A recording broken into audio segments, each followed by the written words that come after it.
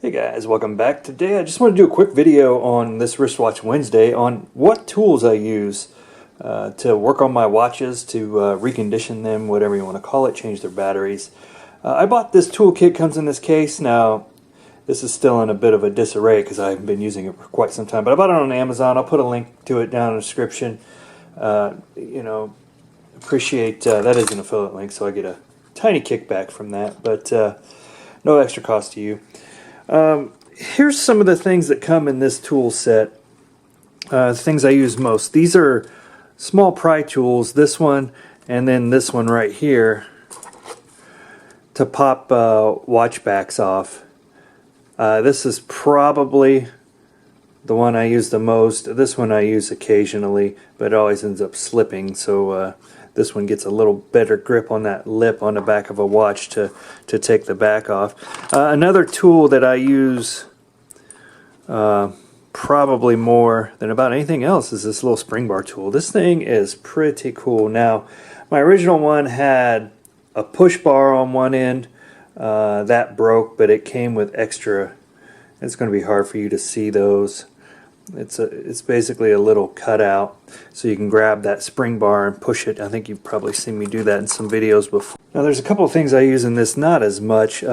These are little bracelet, I'll call them clamps, right here, where you can lay a bracelet in of different thicknesses and get in there and adjust links. I've done that on my Casio video, if you remember that one.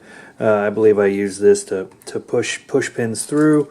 This is a nice little clamp to hold a watch in when you're doing work on it. It has cutouts, like if you have a chrono and it has extra buttons, or it has a single one for the crown on this side.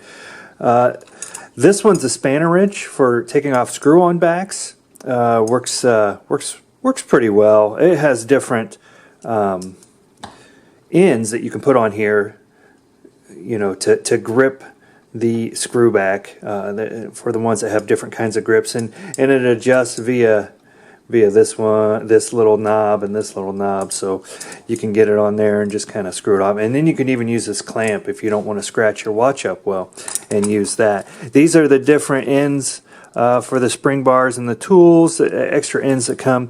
Another one we use often on here is the tweezers to pull out batteries. Just a handy tool. It's also good for grabbing small screws also.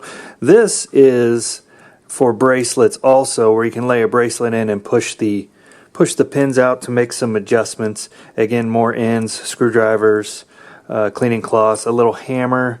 I got to tell you, this kit has been it's been valuable to my little micro business.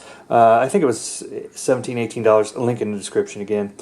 It makes things so much easier. The tools really do make the job easier when you have the right ones. So I've learned a lot about the watches in working on them this way, and different ways to use it. So, check out the videos when you want to see how I use some of these tools. Additional things I have, a lighted loop. Again, I'll put a link to this in the description. This thing is really great for old guys like me to see the backs of watches. It does have a couple of LED lights on it. You can light it up and check the back, look at model numbers, look at batteries, even like what kind of battery is in this. So again, super cheap. Did not come with a kit, but I did buy that separately. Another one, that we use a lot of 3D printing and such on this channel. So I had one of these, but again, I'll put a link in the description. If you want the specs on your watch, this digital caliper is perfect.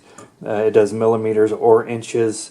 Again, you just you turn it on and you slide it in and put your watch in here, and you basically measure. So again, super cheap. Put a link to that in the description. Well worth the cost.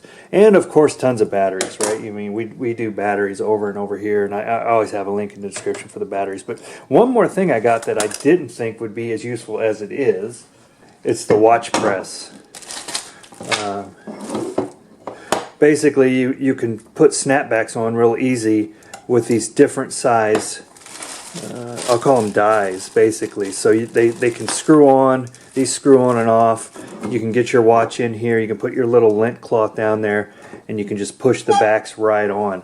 I find with a lot of the ladies' watches I deal with, it's really it's kind of difficult to push those backs on and get them on good, where this one gives it nice even pressure and gets it snapped back on. I think this, again, was pretty cheap, maybe $17. That way I don't damage the watch. I can pick the right size. Don't want to break a crystal or something like that, trying to muscle one on. So anyway, quick video on the tools I use. Check out the playlist. See if there's a watch you like on there. Leave a comment, like and subscribe, all that good stuff, and share. Any of these you want to know, like you want to see a demo on how we use them, let me know that too, and I'll show you at least how I do it.